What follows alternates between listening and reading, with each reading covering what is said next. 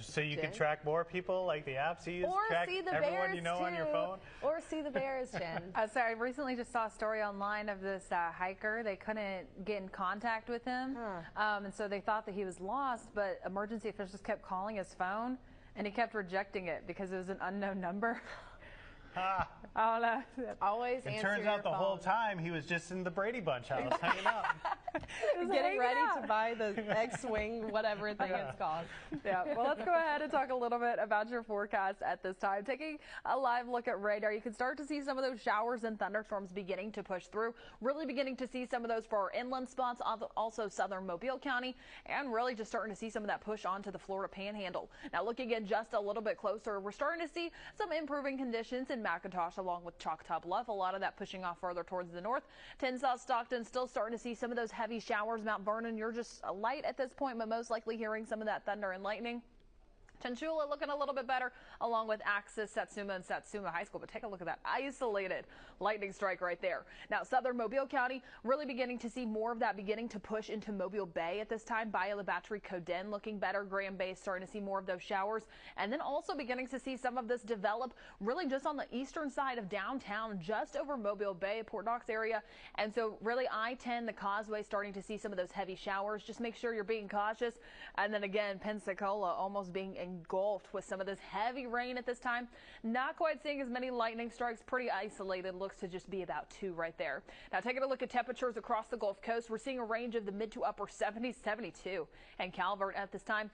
Elsewhere, some of those mid to upper 80s, some lower 90s, but dew points right now, mid to upper 70s. It's muggy out there, so the feels like temperatures feeling like the 90s in many areas, but Gulf Shores right now feeling like 100 degrees at 10:10 for this morning.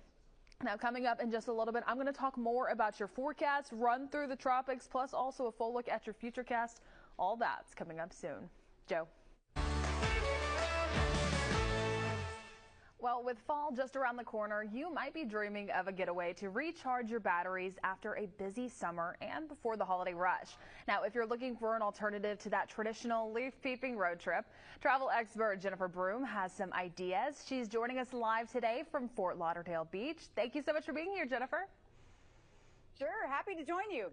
Well, starting off first, what are some of the advantages of traveling in the fall? There are 3 big advantages, and that first one being just fabulous fall weather. When you start to get those cooler nights and mornings, but yet still have those warm afternoons, it's great for outdoor adventure. A second thing is simply that you have fewer crowds. Less people travel in the fall, so you are getting those places like national parks and the historic landmarks. You're getting those without having to wait in line forever, so with no crowds. And then the third thing is going to be, since there's less people traveling, you're also getting a secret season of deals and discounts. You can save big on travel in the fall. And so focusing more on this, what are some of your top picks in the U.S. for unconventional fall stays? For unconventional, I think the 2 biggest things are wellness travel and adventure travel. So keeping it in the South, bringing you a little farther south on down into Fort Lauderdale. I'm at the Conrad Fort Lauderdale Beach. I think it's a wonderful opportunity to give yourself permission to take that wellness getaway. Relax, recharge, get you some vitamin C, as in SEA.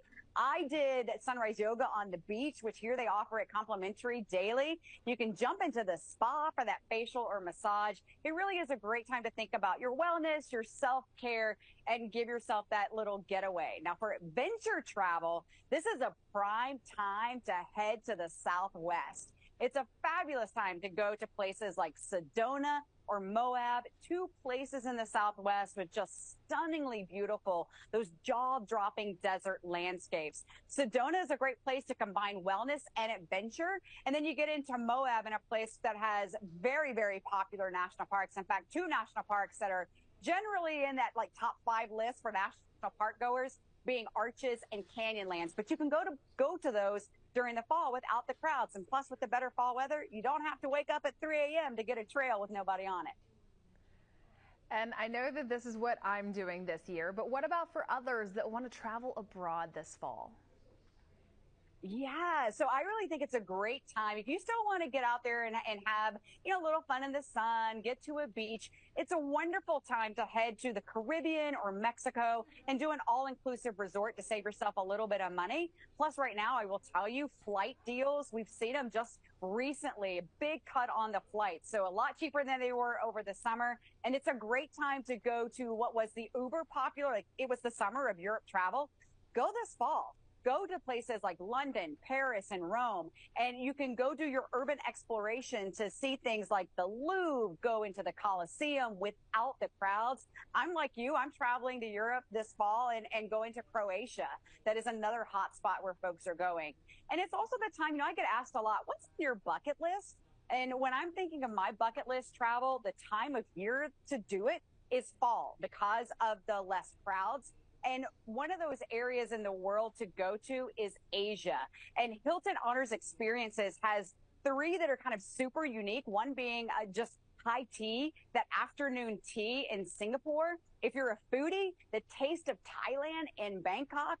And then another experience, it's kind of the Little Mermaid that I like envisioning myself because I want to go to Maldives so badly. But in particular, to go to the Conrad Maldives to do the world's first undersea restaurant.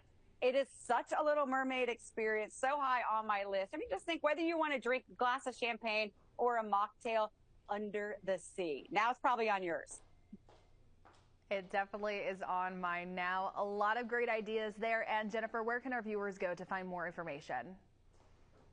Go to HiltonHonors.com. That's where you can learn about where you can save money but get elevated benefits of becoming a hotel loyalty program member. You get things right away, discounted rooms, and also things like free Wi-Fi. So you start saving money right away, but also it's a great area to get some inspiration for travel too.